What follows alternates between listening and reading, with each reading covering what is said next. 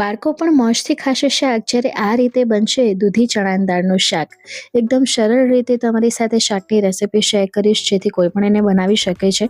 આ શાક એટલું ટેસ્ટી બને છે કે તમને રોટલીની પણ જરૂર નહીં પડે. તો ચાલો જોઈ લઈએ કે આ દૂધી ચણાની દાળનું શાક આપણે કઈ રીતે બનાવશું. તો એક બાઉલની અંદર 1 વાટકી ભરીને આપણે ચણાની દાળ લીધી છે. જો કપની મદદથી જોઈએ તો પોણા કપ જેટલી છે, જેને 2 થી 3 પાણીથી આપણે સારી રીતે વોશ કરી લેશું અને ત્યારબાદ ગરમ પાણી નાખીને એને 20 મિનિટ સુધી પલળવા માટે મૂકી દેશું, જેથી દાળને છે ને આપણે ફટાફટ કૂક કરી શકીએ. હવે ઢાંકણ ઢાંકીને આને મૂકી દઈશું સાઈડમાં. બીજી તરફ મેં અહીંયા કને 700 ગ્રામ જેટલી દૂધી લીધી છે, જેને આવી રીતે રફલી ટુકડાઓ આપણે કટ કરી લીધા છે. ત્યારબાદ આ દૂધીને આપણે કુકરમાં ટ્રાન્સફર કરી લઈશું.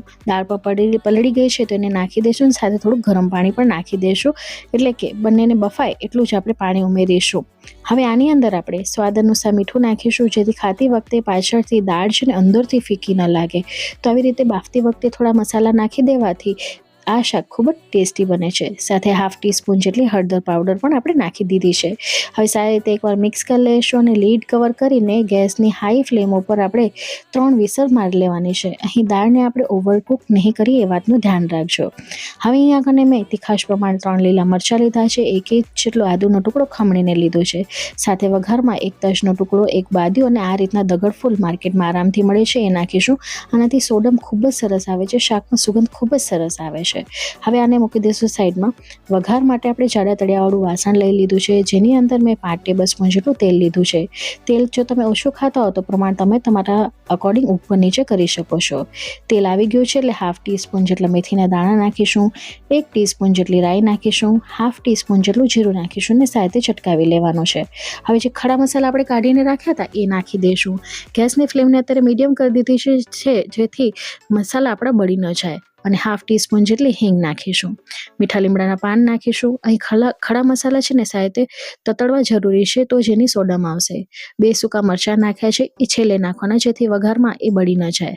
સાથે ચલાવી લેશું. અહીં તમે જોઈ શકો છો રાઈ જીરું સરસ ફૂટી ગયા છે, એટલે આદુ અને મરચાં નાખી દઈશું.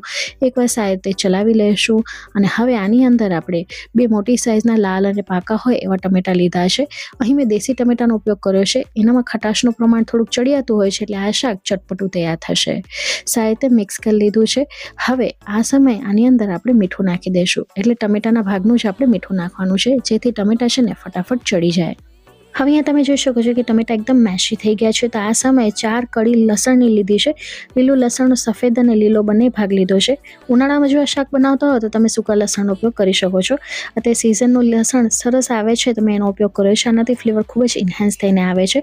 જો તમે લસણ ન ખાતા હો તો એને સ્કીપ કરી શકો છો. હવે લસણની કચાશ દૂર થાય ત્યાં સુધી આપણે એને પકવી લેશું. ત્યાં સુધી બીજી તરફ 3 વિસલ વાગી ગઈ હતી, એટલે મેં વિસલ કાઢીને વધારાની વરાળ કાઢી નાખી છે. અહીં તમે જોઈ શકો છો દાળ અને દૂધી કોઈ પણ ઓવરકુક નથી, ત્યાં પ્રોપર ચડી ગયા છે. તો આને મૂકી દઈશું સાઈડમાં. હવે બીજી તરફ તમે જોઈ શકો છો કે લસણ પણ સરસ ચડી ગયું છે અને સાઈડમાંથી તેલ છૂટું પડી ગયું છે. તો શાકનો કલર સરસ આવે ને એ માટે કરીને આ સમયે આપણે 1 ટેબલસ્પૂન જેટલું કશ્મીરી લાલ મરચું પાવડર નાખીશું. સાથે આપણે ટમેટાના ભાગની જ હળદર નાખીશું, એટલે કે 1/4 ટીસ્પૂન જેટલી નાખીશું. દૂધી અને દાળની હળદર આપણે પહેલાં જ બાફતી વખતે નાખી દીધી છે. સાથે મિક્સ કરી લેશું. તો અહીં તમે જોઈ શકો છો કે કેટલો સરસ શાકનો કલર ખીલીને આવ્યો છે. હવે આ સમયે આની અંદર 1 ચમચી જેટલો ગોળ નાખીશું. ગોળ નાખવાથી બધા ટેસ્ટ બેલેન્સ થઈ જશે. પણ જો તમને ગળ પણ પસંદ ન હોય તો તમે એને સ્કીપ પણ કરી શકો છો, પણ આટલા ગોળમાં શાક બિલકુલ પણ ગળ્યું તૈયાર નહીં થાય. હવે આ સમયે આની અંદર દાળ અને દૂધી જે બાફીને રાખી હતી એ નાખી દઈશું. અહીં તમે જોઈ શકો છો કે દૂધીના પીસીસ પણ દેખાઈ રહ્યા છે અને દાળ પણ સરસ દેખાઈ રહી છે. તો કોઈ પણ વસ્તુ આપણી ઓવરકુક નથી થઈ. સારી રીતે મિક્સ કરી લેશું. હવે તમને કન્સિસ્ટન્સી જેટલી જોઈતી હોય ને એ પ્રમાણે અહીંયા રસો રાખવાનો. તો અત્યારે મને થોડુંક પાણી ઓછું લાગી રહ્યું હતું, એટલે મેં આની અંદર થોડુંક પાણી એડ કર્યું છે, લગભગ 1 નાના કપ જેટલું. અત્યારે મને થોડો ગોળ પણ ઓછો લાગી રહ્યો હતો, એટલે 1 ચમચી જેટલો ગોળ નાખ્યો છે. 1 ટેબલસ્પૂન જેટલું ધાણા જીરું પાવડર નાખીશું. ધાણા જીરું પાવડર સૌથી છેલ્લે નાખવાનો. અને 1 ટીસ્પૂન જેટલું આની અંદર આપણે ગરમ મસાલો નાખીશું. તો દાળ શાકનો જે પણ તમે ગરમ મસાલો વાપરતા હો એ તમારે આ સમયે નાખી દેવાનો.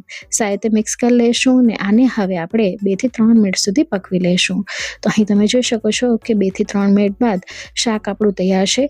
અત્યારે મને આટલો રસો પ્રોપર લાગી રહ્યો છે. જો તમારે વધારે રસો જોઈતો હોય તો પાણી વધારે નાખવાનું.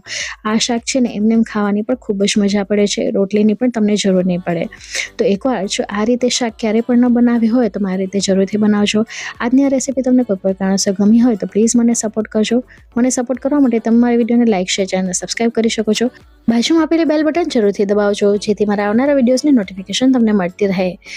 તમે મારી રેસીપી કયા ગામ, કયા શહેર, કયા મેગા સિટીથી જો છો એ પણ કમેન્ટ બોક્સમાં લખીને જરૂરથી જણાવજો. એ જાણીને મને ખૂબ જ આનંદ થશે કે મારી રેસીપી દેશના કયા ખૂણા સુધી પહોંચી છે. ચાલો ફરી મળીશ, ત્યાં સુધી આવજો. Bye, take care. Thanks for watching.